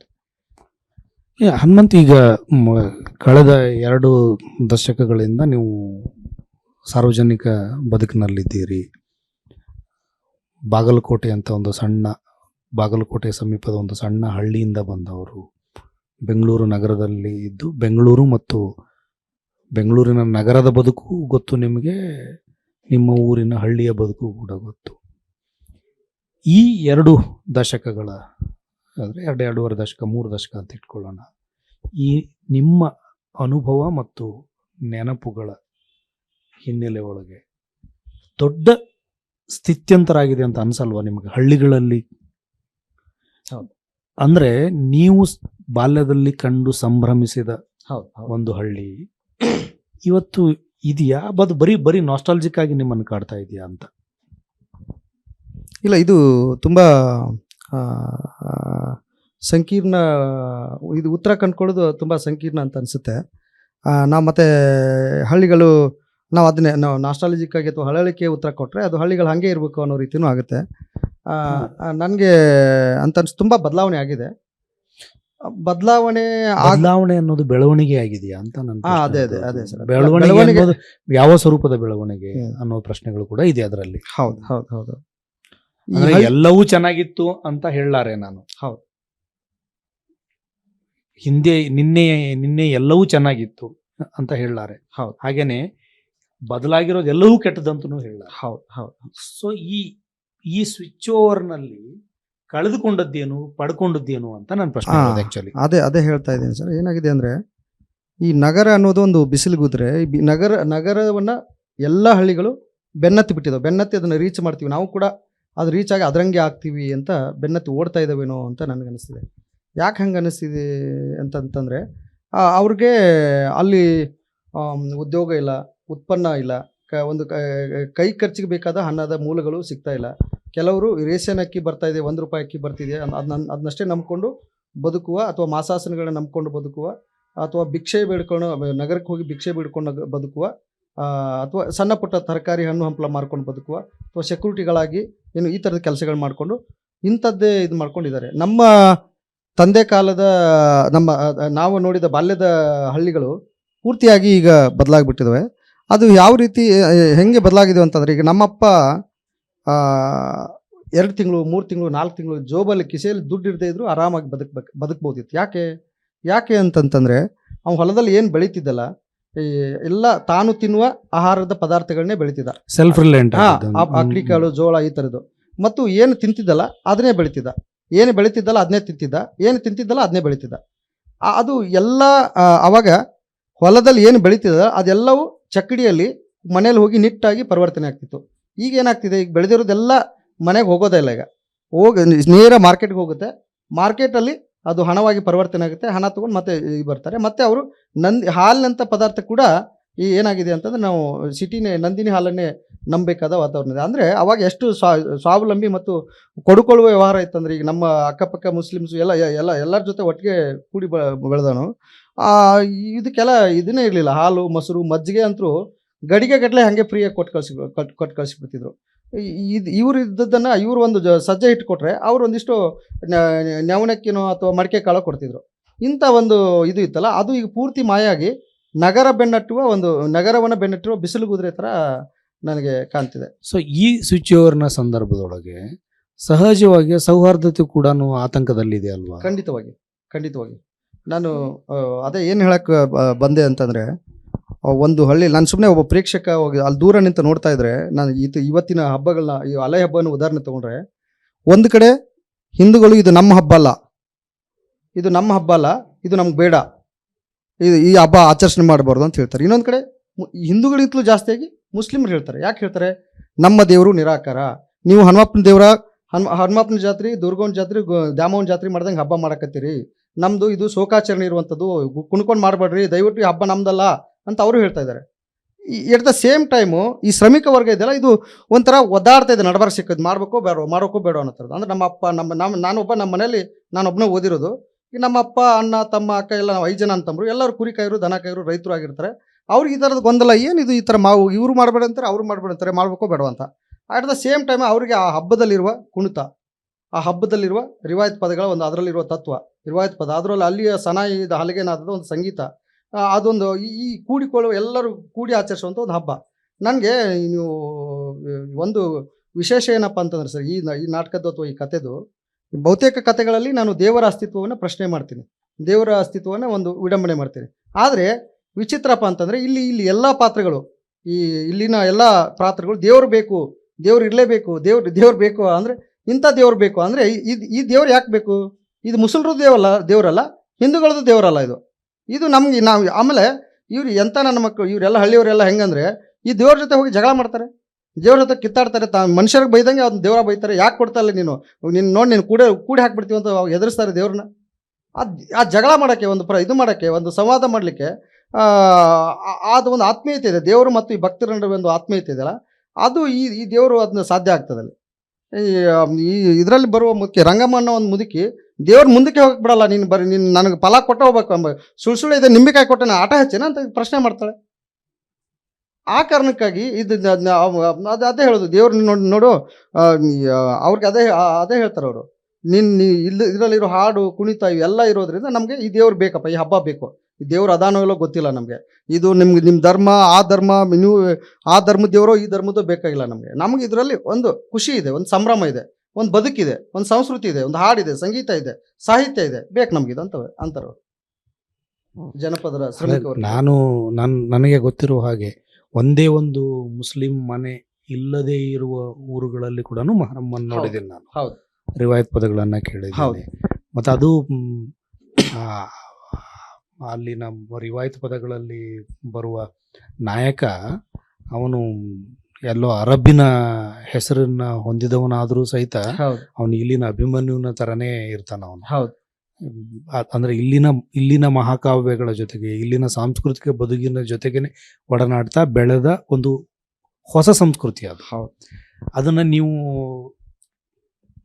ಫಂಡಮೆಂಟಲ್ ಆದ ಹಿಂದೂಯಿಸಮ್ ಜೊತೆಗೆ ಹೋಲಿಕೆ ಮಾಡಕ್ಕಾಗಲ್ಲ ಅದನ್ನ. ಸಾಧ್ಯನೇ ಇಲ್ಲ. ಹಾಗೇನೆ ಇಸ್ಲಾಮಿನ ಜೊತೆಗೂ ಸಾಧ್ಯನೇ ಇಲ್ಲ. ಹೌದು. ಇದು ಒಂದು ಎರಡರ ಮಧ್ಯೆ ಹುಟ್ಟಿದ ಒಂದು ಸಂಕರ ಸಂಸ್ಕೃತಿ, ಬೆರಕೆಯಾದ ಸಂಸ್ಕೃತಿ. ಈ ಸಂಕರ ಸಂಸ್ಕೃತಿ ಬದುಕು ಕಟ್ಟಿಕೊಳ್ಳಿಕ್ಕಾಗಿ ಸಮಾಜ ತನಗೆ ತಾನು ಸೃಷ್ಟಿ ಮಾಡಿಕೊಂಡದ್ದು. ಹೌದು. ಸೊ ಹಂಗಾಗಿ ಇದಕ್ಕೊಂದು ಪಾಸಿಟಿವ್ ಆದ ಒಂದು ಆಶಯದ ಕಾರಣಕ್ಕಾಗಿ ಹುಟ್ಟಿಕೊಂಡ ಸಡಗರ ಇದು. ಹೌದು. ಇಲ್ಲಿ ಸಾವು, ತ್ಯಾಗ, ಹಿಂಸೆ ಎಲ್ಲ ಇದ್ರೂ ಕೂಡ ಅದನ್ನೊಂದು ಸೆಲೆಬ್ರೇಷನ್ ಮೂಡ್ಗೆ ಕನ್ವರ್ಟ್ ಆಗ್ಲಿಕ್ಕೆ ಸೊಸೈಟಿ ಸಂಕರ ತನ್ನನ್ನು ತಾನೇ ಕಟ್ಕೊಂಡದಂತ ತಾನು ಇವಾಲ್ವ್ ಆದದ್ದು. ಹೌದು. ಯಾವುದೋ ಒಂದು ಮೂಲ ಧಾತುವಿನಿಂದ ಹೊರಟರು ಸಹಿತ ಹೇಳಿ ಮಾಡಿಸಿದ್ದಲ್ಲ. ಬಂದು ಮುಗಿದದ್ದು ಮಾತ್ರ ಜೊತೆಗೆ ಬದುಕಬೇಕನ್ನೋ ಕಾರಣಕ್ಕಾಗಿ ಇಂಥ ಒಂದು ಆಶಯವನ್ನ ಇಟ್ಕೊಂಡ ನಾಟಕವನ್ನ ಬರೆದು ಅದನ್ನ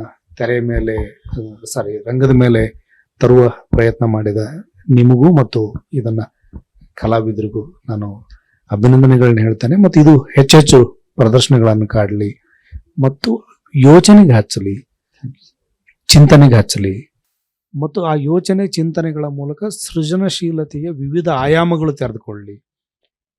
ಇದಕ್ಕೆ ಕೌಂಟರ್ ಆಗಿ ಒಂದು ಮಾತಿಗೆ ಇನ್ನೊಂದು ಮಾತೆ ಕೌಂಟರ್ ಆಗಬೇಕು. ಹೌದು.